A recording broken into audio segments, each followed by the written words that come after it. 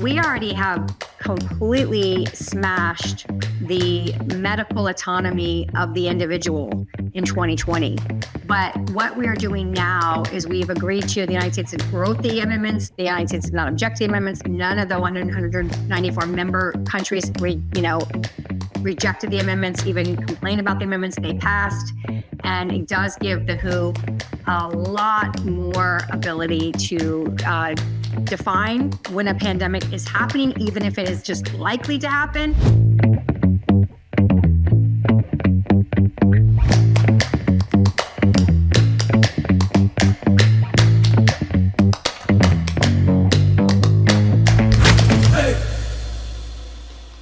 Welcome, everyone. Welcome to this edition of Crashes and Taxes. I am your host for this podcast, Rebecca Walser, and I am so glad that you are here with me on this edition of Crashes and Taxes on this June 27, 2024. So this will come out next week.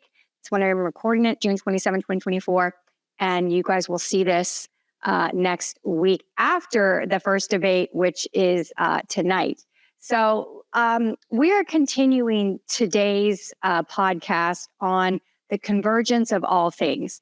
And so, last week we talked about the ending of the Saudi Arabia-U.S. petrodollar agreement after 50 years. It's non-continuation, or it's allowing Saudi's MBS, the Crown Prince, allowed it to expire, and how the Western media really tried to obfuscate that fact after the Google searches went astronomically up.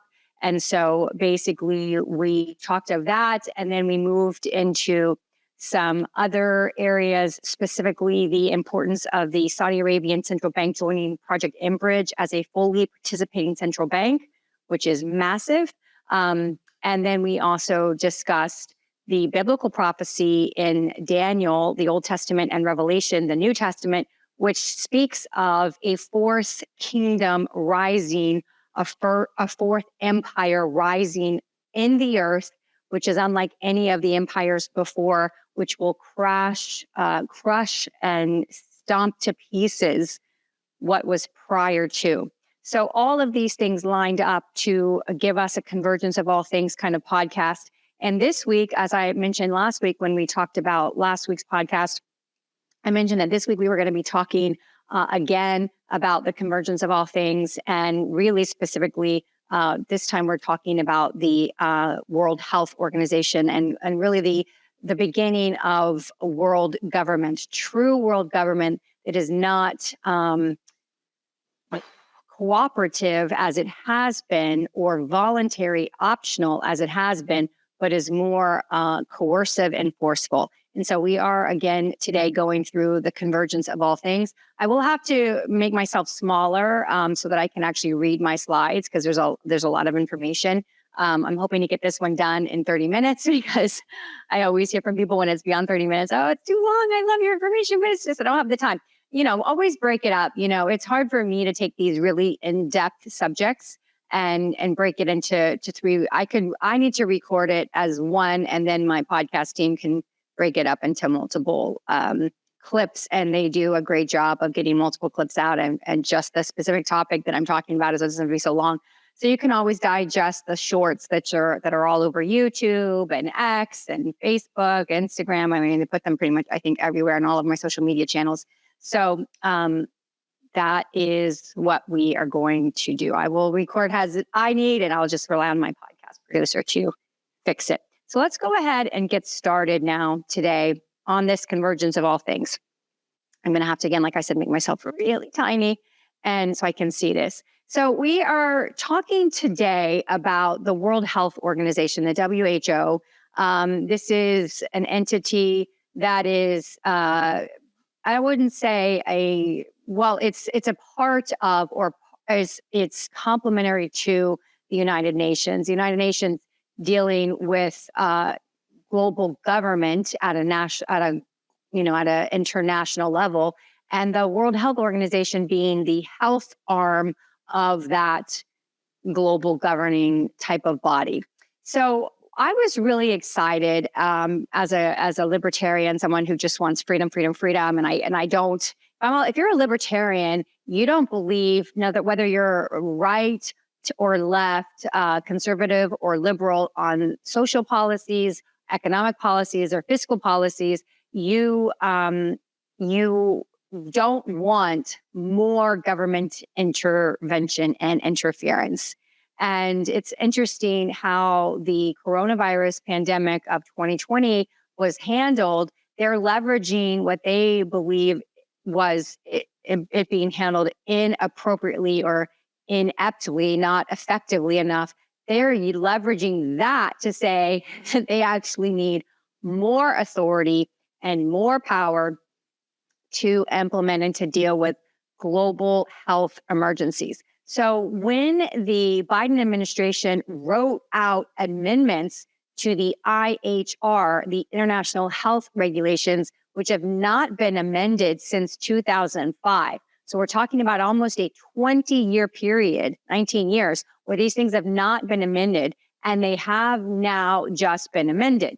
But you can see here, this is a May 8th article out of the Telegraph, and someone like myself that follows as part of my career these global governing provisions that do get passed. I was really happy as a libertarian to see, oh, the UK is refusing to sign the global vaccine pandemic treaty because it would be forced to give away a fifth of its jobs. So I was like, oh, this is wonderful news. We're not going to have this pandemic treaty pass. And that is the best news ever. And yet the truth is, it's really not as positive as we were thinking. So let me just read to you from this Reuters article here. It says, Britain is refusing to sign the World Health Organization's WHO pandemic accord because the country says it would have to give away a fifth of its vaccines, the Telegraph reported on Wednesday, May, whatever day it was. According to a draft, the pandemic accord being negotiated at the WHO, the World Health Organization, richer countries should be asked to pull their weight in helping the world cope with pandemics, including reserving 20% of tests, treatments, and vaccines for the WHO to distribute in poor countries during emergencies. We will only support the adoption of the accord and accept it on behalf of the UK if it is firmly in the UK national interest and respects national sovereignty, a spokesperson for Britain's Department of Health and Social Care said in a statement to Reuters.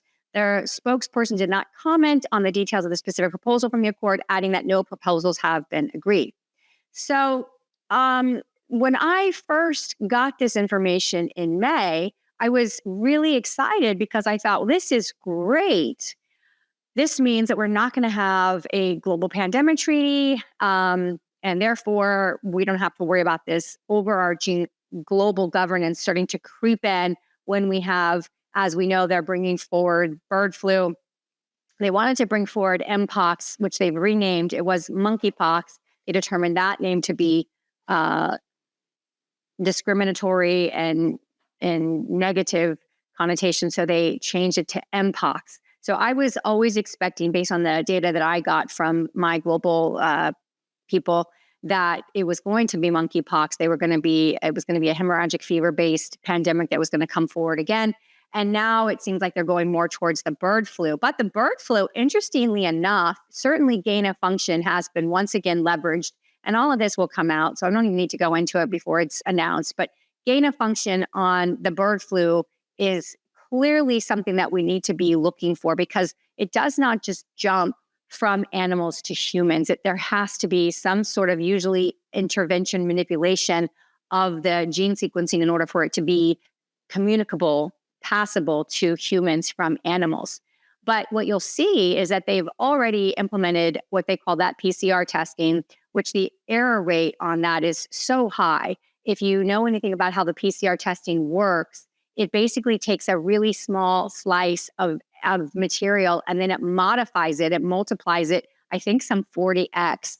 Don't quote me, but it's definitely greater than 20x to detect if there is anything related to the virus or if the virus is in fact a part of that replicated larger sample.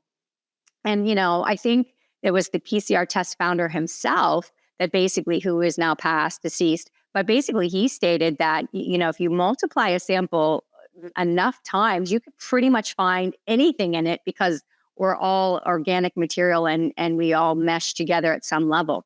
So all of that being said, I was really excited to hear that we were not going to get this this actual World Health Treaty pandemic until I understood what this actually means. So I want to take you to this article from factcheck.org. And you can see that this is dated May 25th, 2022. And I just want to read a few things from this article here. The World Health Organization can make recommendations after the declaration. This is again written in May of 2022. The WHO can make recommendations after the declaration of a global health emergency, but it has no control over nations' decisions. Conservatives in the U.S. are falsely claiming that amendments proposed by the Biden administration to existing global health regulations and a new WHO pandemic treaty will threaten U.S. sovereignty. And then you can see here, full story. The international health regulations make up a legally binding agreement signed by 196 countries, including the United States, defining the country's rights and obligations in handling health events and emergencies of international concern. The regulations were first adopted by the World Health Assembly in 1969 in response to the deadly epidemics in Europe, and revisions were adopted in 2005. So you can see this is something that is not modified often and hasn't been modified in almost 20 years. The IHR require that all members have healthcare capacities to detect, assess, and respond to dangerous public health emergencies, and that they notify the WHO of emergencies that may be of international concern. The agreement is legally binding, meaning the member states must report these events. Still, according to the Centers for Disease Control and Prevention, the CDC, as it's known in America, only about a third of the countries in the world have the ability to assess, detect, and respond to public health emergencies. And then you can see this from Lawrence O. Gostin, who is a global health law professor at Georgetown in the United States. He says, and I quote, "It has no control over national health policy and no enforcement mechanisms." And that is what he told this factcheck.org about the IHR in an email. But several conservative media personalities are falsely claiming that the 13 amendments to the IHR submitted by the United States. So I want you to understand that the Biden administration actually wrote these 13 amendments. To be discussed at the 75th World Assembly in Geneva, which threatened U.S. sovereignty. The amendments were submitted in an effort to improve a future global response in light of the weakness shown during the coronavirus pandemic. The assembly began on May 22nd and May 28th. Again, this is going back to 2002. And you can see here in an interview with Steve Bannon, so now they're quoting a really large conservative commentator in the United States, Steve Bannon. In an interview with Steve Bannon on May 9th, the former Minnesota Republican Representative Michelle Bachmann said the Biden administration is bringing amendments that would propose that all nations of the earth cede their sovereignty over national health care decisions to the WHO. So you can see that basically this is a factcheck.org publication that is stating that the WHO has no authority to dictate U.S. health policy. So we have the Biden administration that basically came out and stated, hey, we are going to write these 13 amendments. We think this will help with future global pandemics. That's what we want to do. That's what we're going to do. And you can see that people were pushing back at 2 years ago saying, oh, no, this makes us lose our national sovereignty. And factcheck.org and other publications came out and basically tapped that down by saying, oh, no such thing, not true.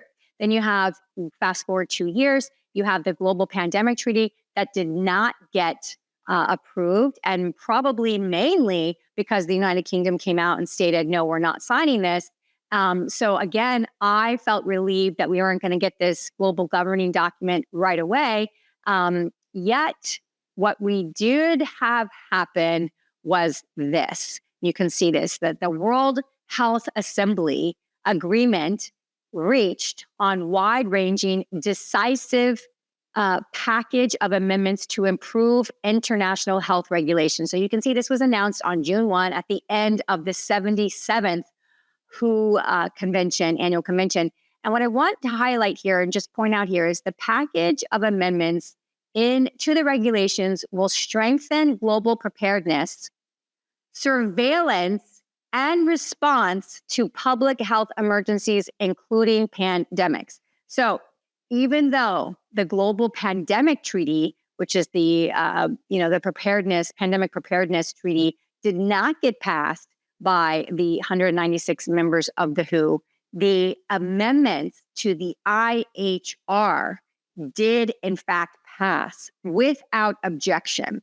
So while we were thinking that everything was fine because the pandemic treaty did not get passed, they did in fact pass the amendments to the IHR, the International Health Regulations. And so what we need to understand, of course, then, is what are these regulations? And you can see here, this article dated June 4th, 2024, so just a couple weeks ago, talks about how the new WHO regulations crack down on disinformation.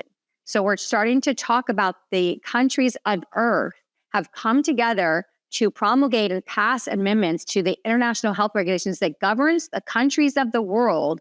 And they are talking about disinformation and misinformation. Now, you should just understand that I don't know if I would say socialist, but many socialist countries, but all communist, Marxist, totalitarian societies absolutely censor public speech. So when you start to see global governing documents that are, in fact, promoting and, in fact, requiring the management of free speech in any country, you start to realize that you have left the reservation, meaning that you're creeping into, you people are the serfs, we are the rulers, and we won't let you say what we don't want you to say because, you could be saying something that's not true and it could be going against our policy and you could impact the uptake of this policy. So what are we talking about here? We're talking about what happened in 2020 when you had the Great Barrington Declaration. You had many, many, many prestigious Ivy League doctors from multiple institutions come together and write a paper that talked about the suspectedness of the PCR testing, of the inability to leverage protocols like ivermectin, which is one of the safest, longest use medical protocols, drug interventions in the history of America. Look it up. And you had all of these things being retracted. The Lancet put out something had to be retracted. And now come fast forward 4 years later, and what you find out is that the FDA, in fact, lost in court, in federal court. They were sued and they lost, and they were forced to retract from all of their social media everything they ever said about ivermectin because it was not true what they said. That it was a horse dewormer and that it was, it could create all kinds of other health problems with your heart and all these things.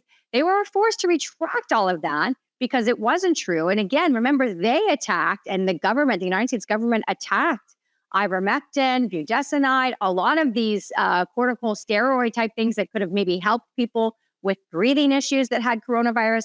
And they did that because they were interested in people getting their medical protocol, which was what they came up with to treat the virus. So let's continue on and see, in fact, what these IHRs do. So you can see here, the 77th Annual World Health Assembly closed Saturday without adopting its proposed WHO pandemic agreement, but delegates celebrated the fact that they amended the WHO's governing legislation, the International Health Regulations, for the first time since 2005. The new IHRs, which are intended to shape sovereign nations' responses to pandemics and other international health crises, significantly enhance the WHO's standing and authority while disrespecting American citizens' rights to free speech. The amended IHR classifies combating misinformation and disinformation as a part of each nation's core capacities, which it must exercise perpetually when preventing, preparing for, and responding to public health risks. WHO Director General Dr. Tedros once insisted that fake news is just as deadly as a pandemic. The updated text of the IHRs state, each state party shall develop, strengthen, and maintain the core capacities for risk communication, including addressing misinformation and disinformation. National governments shall also coordinate with and support the local level in preventing, preparing for, and responding to public health risks and events, including misinformation and disinformation. The text of the pandemic agreement, which the WHO, that's the World Health Assembly, delegated to be punted until later this year or next. So we're still delaying it. Also called on national governments to prevent misinformation and disinformation and stigmatization. So in other words, they don't like free speech. They don't like people that can look at what they're saying something is and what they're saying they're going to do about it. And those people going out and doing their own research, reading their own medical journals, reading their own peer-reviewed scientific papers, they don't want any of that. And so they are starting to talk about their member nations actually combating misinformation and disinformation. And I would just point out, as I alluded to, the fact that they did that with the 2020 pandemic and a lot of the stuff that they said, you have to take that down, you cannot publish that.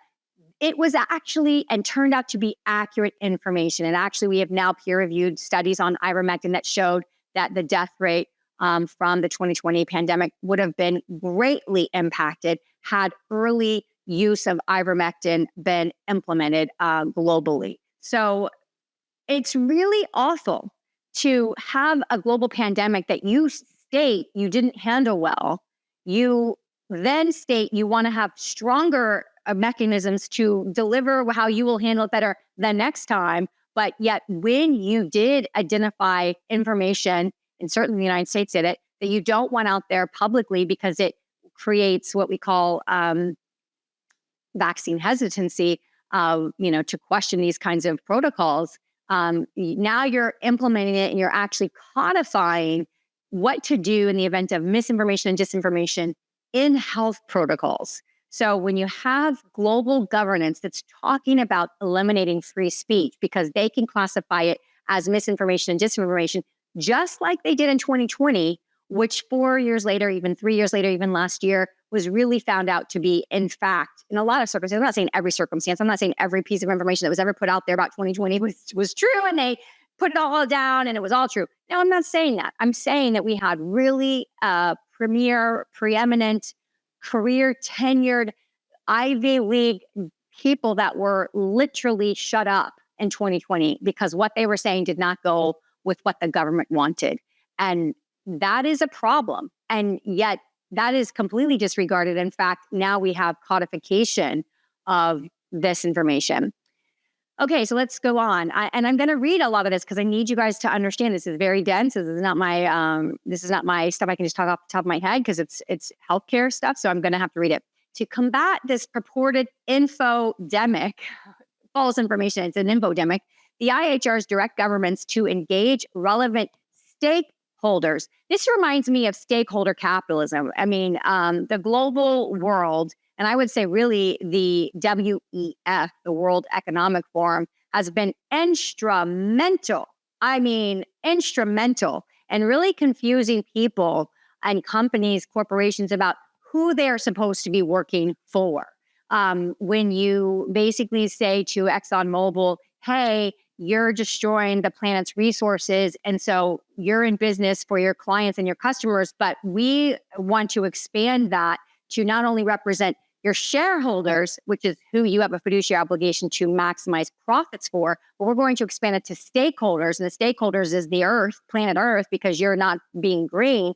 You can see how businesses just can't reconcile what their profit motive is for their shareholders to the nonprofit motive of stakeholders. It's an impossible situation. And the World Economic Forum has been instrumentally positive and getting a lot of people to accept that you should be running a business according to how it affects stakeholders, not just shareholders. And that is problematic because that is not capitalism. It's not democracy. It really is the beginning of institutional governance at the corporate level. So socialism, and then beyond that would be further down the rabbit hole.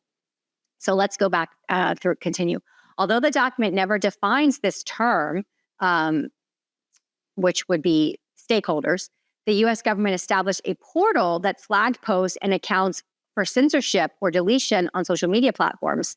Twitter alone impacted 1.5 million accounts in 1 month. Much of the content suppressed as baseless conspiracy theories have since been authenticated. So that's what I've been talking to you about, the fact that a lot of information was accurate, and yet it was censored and it was taken down so that the American public could not dissect and digest that information. Nations shall take measures. This is going back to the new IHRs now. Nations shall take measures to implement the new WHO guidelines, including, as appropriate, adjusting their domestic legislation and or administrative arrangements, as in Article 4 to BIS. The IHR are an instrument of international law that is legally binding on 196 countries, including the 194 WHO member states, explains the WHO. Much of the WHO's proposed directives may not align with the views of U.S. citizens. The amended IHRs place equity and solidarity on equal terms with the global governing bodies, full respect for the dignity, human rights, and fundamental freedoms of persons. That is huge. This is one of the biggest points that we are going to break down. The amendments passed in a final version by consensus, meaning that no state objected to their passage, noted Travis Weber, Vice President for Policy and Government Affairs at the Family Research Council, on Monday's episode of Washington Watch with Tony Perkins. He added that amending the IHRs took longer than anticipated to agree, and they never even got the pandemic agreement done. We need to continue on so you can see. Adopting these measures may prove costly to the United States and the developed West. The amended IHRs require that a nation shall maintain or increase domestic funding. More money. Give us more money, America. You're bankrupt, you're broke, the dollar is de-dollarizing, the world is leaving the dollar behind, but you give us more money. The amended IHRs require that a nation shall maintain or increase funding, domestic funding, to provide sustainable financing to support the implementation of these regulations, Article 44 to BIS. The funding goes on between pandemics. The amended version of Article 44 expands the WHO's involvement beyond collaboration to financing. WHO member nations shall undertake to collaborate in response and preparedness for pandemics. WHO itself shall also facilitate access to relevant healthcare products. The IHRs define relevant health products as an expansive and open-ended series of items and services that includes medicines, vaccines, diagnostics, medical devices, vector control products, personal protective equipment, that PPE that we heard so much about, decontamination products, assistive products, antidotes, cell and gene-based therapies, and other health technologies. Strictly following the wording of WHO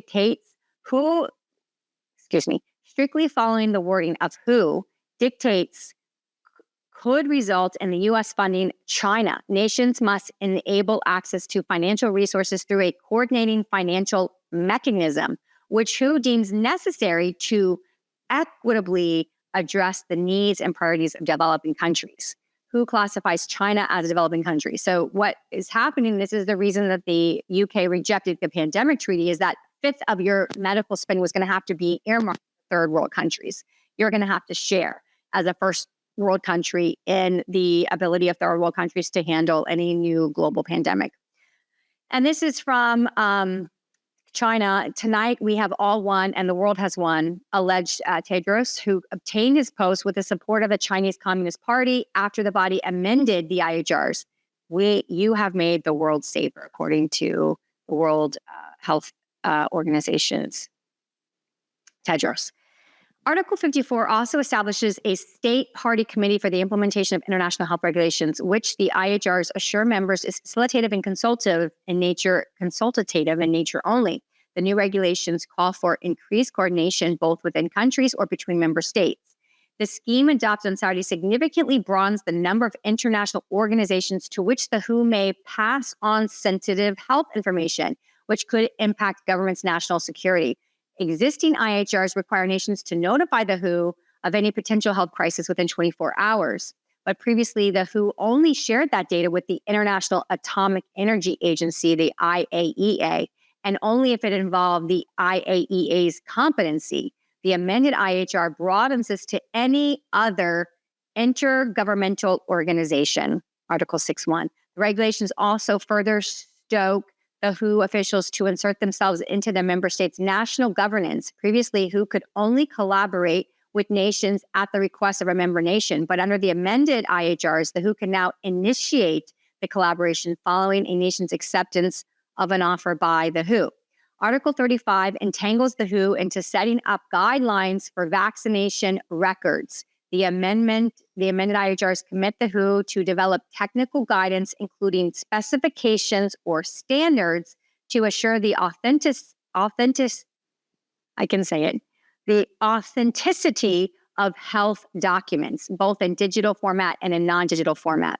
The IHR features an amended Model International Certificate of Vaccination or Prophylaxis.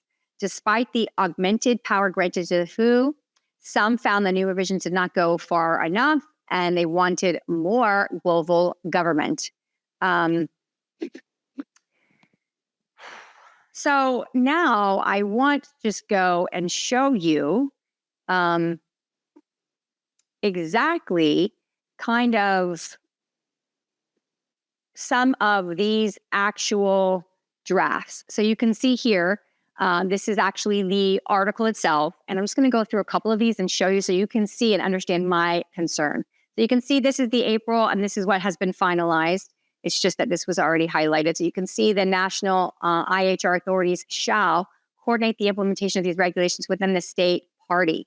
And basically, you can see here under 2, state parties shall take measures to implement these new IHRs, including as appropriate by allocating human financial resources, as well as by adjusting domestic. So the United States legislation needs to be adjusted to recognize the new IHRs and this WHO ability to declare medical protocols. So you can see nations must adjust their domestic legislation to comply. And that's a sovereignty grab. Then there's Article 59, which also requires that they must adjust local laws. If a state is not able to adjust its domestic legislative and administrative arrangements fully within these regulations within the period set out in paragraph 2, the state shall submit within the period of time a declaration to the Director General, Tedros, regarding the outstanding agreements and achieve them no later than 12 months after the entry into force of these regulations for the state party. Now let's talk about the human rights. We are talking about human rights and we're talking about pandemics. And so you can see here, they are defining these terms, and they can say here, a pandemic emergency is a public health emergency of international concern that is infectious in nature and is, now here's the important thing, or is likely to be spreading to or within multiple state parties across the WHO regions. In other words, it doesn't even have to be globally spreading. It just has to be something that the WHO determines in their analysis is likely to become infectious in nature and become a public health emergency. You can then go ahead and declare it as a public health emergency. And you can see this continues on, is exceeding or is likely to exceed the capacity for health systems. Doesn't even have to be causing a current problem. We think it's going to really become a big thing and cause a problem. So we're going to go ahead and deal with that too. Or it is causing or is likely to cause social, economic, or political disruption. So it doesn't even have to be healthcare disruption. It could be political disruption. You could have just countries warring against each other because they don't agree about something. And that's now within the WHO's purview to step in and declare a global pandemic. Wow.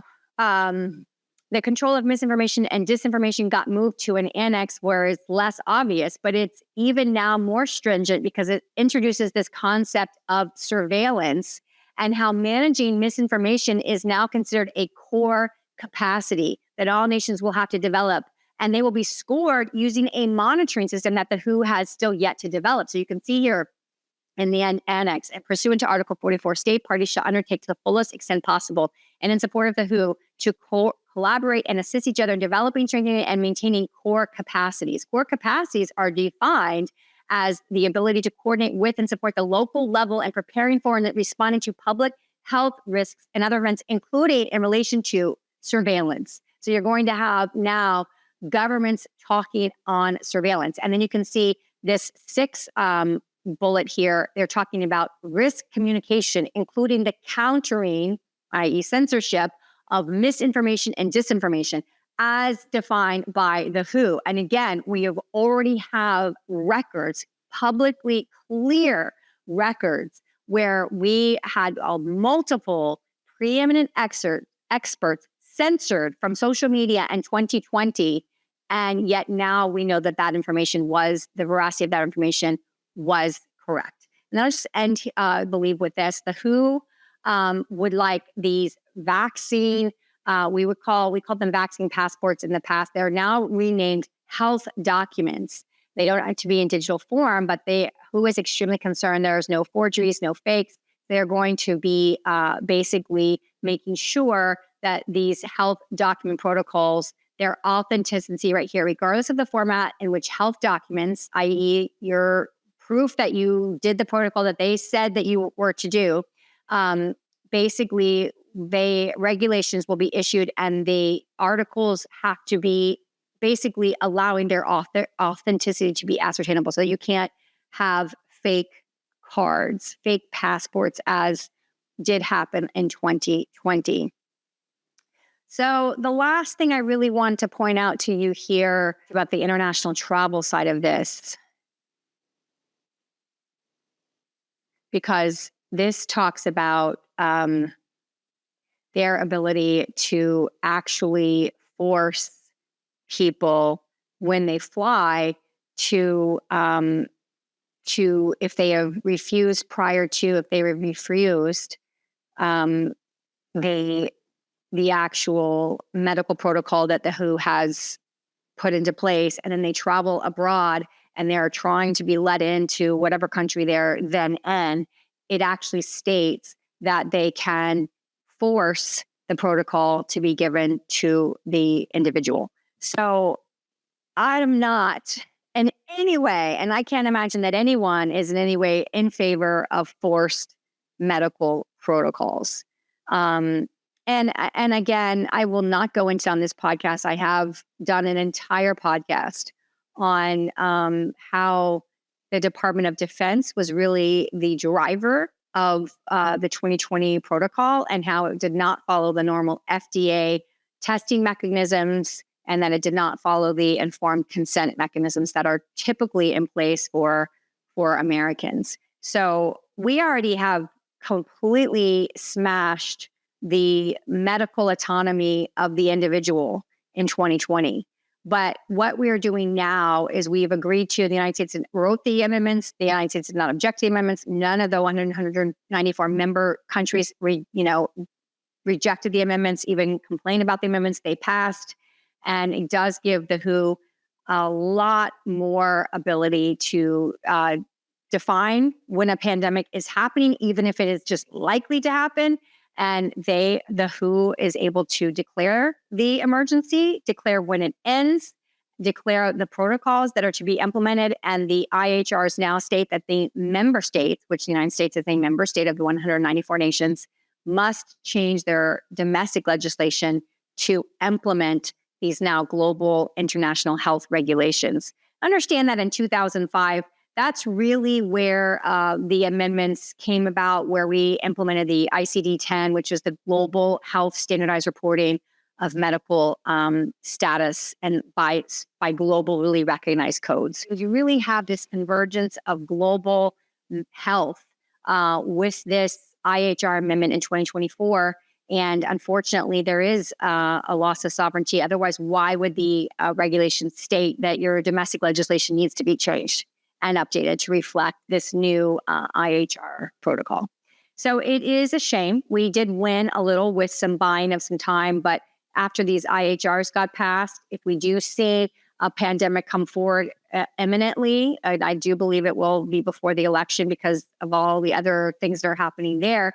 You're going to see these IHRs go into effect. And once they've been used one time, it's going to be a lot easier for countries to actually pass the pandemic treaty, which would be even more egregious because it's an actual, agreement to having the WHO really Well, it's already really pretty much in these IHRs, but it's just a little less apparent. So I just want you to understand the world that we're in. And even though things really weren't handled that well in 2020, they're trying to act like they did everything great. They didn't, categorize anything falsely as inaccurate and needed to be censored. If they don't want you to know about alternative protocols and they have the ability to censor the information from getting to you, then you won't know about alternative protocols and you'll only have their option to actually follow. And if you're a lot more of a holistic Eastern medicine type of person who doesn't just believe in taking a pharmaceutical for every symptom, but you want to get to the root cause of the problem and fix the underlying problem with your body, then this is certainly not something that is along the line of medical autonomy and individual sovereignty over our own body. And so again, it's a convergence of all things, and it's something that you all need to be aware of, especially this year, as I do feel, based on the psychological operations they've put into place globally and all the testing and all the culling that they're doing of chickens, cows, that the bird flu is really already upon us. All right. Until next time, you guys have a great week. Happy end of June. And if I don't see you before the 4th of July, I hope you guys have a great, great, great 4th of July. Take care.